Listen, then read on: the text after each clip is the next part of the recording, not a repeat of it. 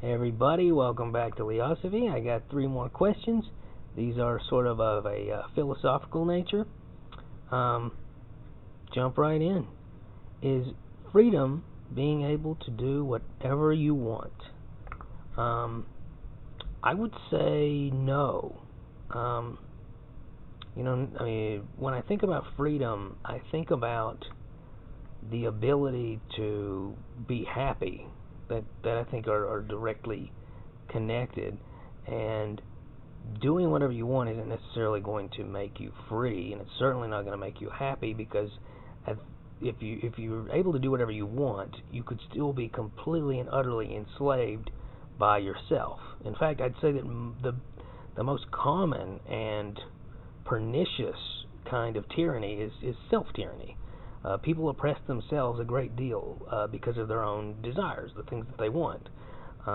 It's kind of like, it reminds me of, I don't know if I made this up or if I heard it somewhere, but like a little question, how do you get everything you want? And the answer is, you don't want anything. Like, that's how you get everything you want. If you don't want anything, then you get everything you could possibly want. And I'm not saying that that's something that's realistic to ascribe to, not having anything, not desiring anything, not trying to acquire anything. But I do think that people's just inherent nature to constantly worry about the future and brood over the past and just desire things in general, hang on, my phone's going nuts. There we go, sorry about that. Being able to just get whatever you want, all it does is it corrupts a person, because then they're just going to want more. It's the hedonic treadmill.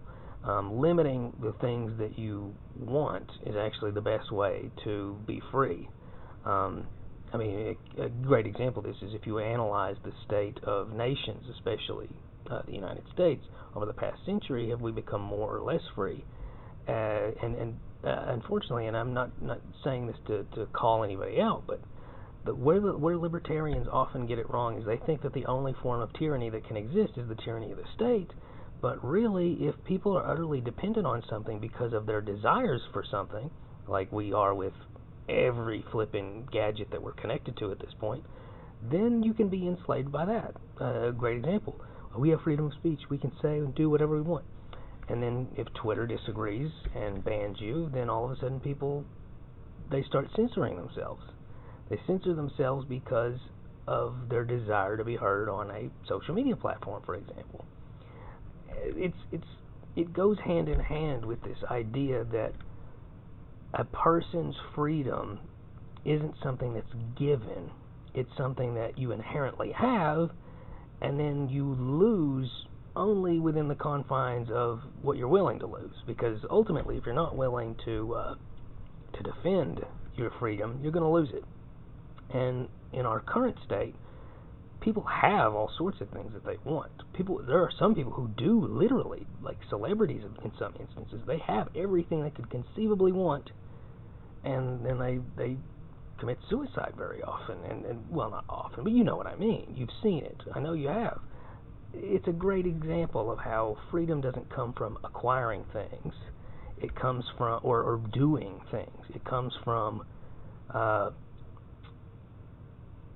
being content with what you do have, coupled with a ferocious defense of the freedoms that you do value.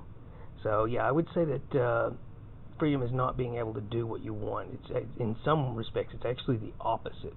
If you think about the freest societies, they were societies wherein nature itself dictated that you had limited options, and because of that, you didn't fixate. Let's see what else we got.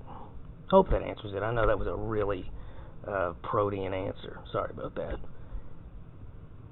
Is intelligence or wisdom more useful? Depends on the circumstances, really.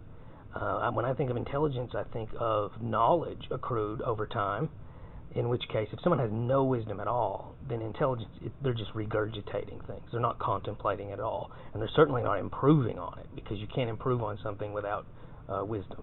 All you have is that information, that trivia at that point, which, the root word is trivial right there. It's right in the name. But if it's to accomplish a certain thing that requires expressly knowledge itself and not wisdom, then in that instance it would be superior.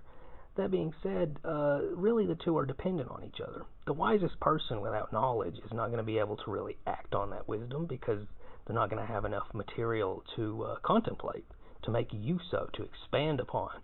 And conversely, somebody who is very knowledgeable but not wise is going to just be a walking, talking encyclopedia, not really able to properly utilize that information. So the two are very dependent on each other. I would say that they're, in some respect, in that sense, they're equally important. That being said, I would much rather be wise than knowledgeable, simply because it means that you would be more adaptive to different and new scenarios and new information, whereas being purely knowledgeable would just be, again, you're doing what a search engine can do. You're just retaining information.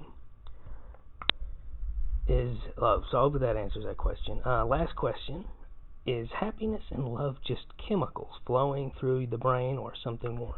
It's not flowing through the brain. It's based on neurotransmitters that connect to neurons and alter the way that they fire. And I'm not trying to be pedantic. I'm just saying,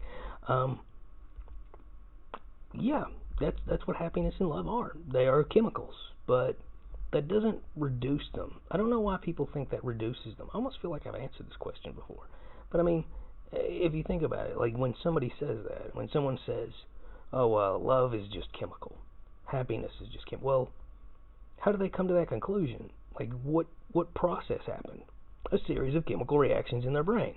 So, if everything is chemical, then it doesn't reduce it. It's a strange idea that somehow diminishes it. What do people expect happiness and love to be? Magic, a flipping rabbit being pulled out of a hat in your brain? And I'm not saying that to be mean. It always surprises me when I hear people use that kind of turn of phrase, coupled with sort of a sense of nihilism, because it doesn't really reduce it at all. It doesn't diminish it. It doesn't change what it is. Just because something is a series of chemicals doesn't do anything to the inherent value that it has. It doesn't make it not love. It doesn't make it not happiness. They're still those things. I think one of the reasons why it bothers people is they think that it's completely inherent on the environment and on how they feel when they know, upon finding out this chemical, that it can be altered chemically, But truthfully, even that, it's not all just based on external factors. The way a person frames their memories and their new experiences, the way a person acknowledges them, has a tremendous effect on how it influences their mood and their point of view.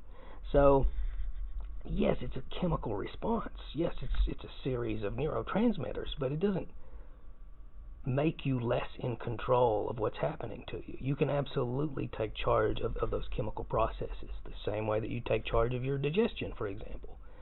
When someone's hungry, they don't say, oh, well, if I need nourishment, I'm sure that the chemical reaction in my stomach will somehow autonomically lead me towards consumption of food. No, you can make a choice.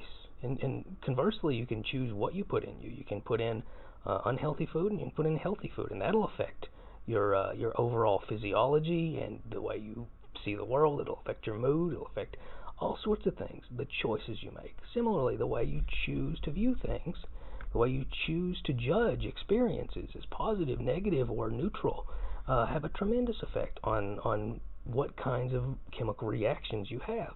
So, yeah, what I'm going with that, to answer the question, TLDR or whatever, TLDW, is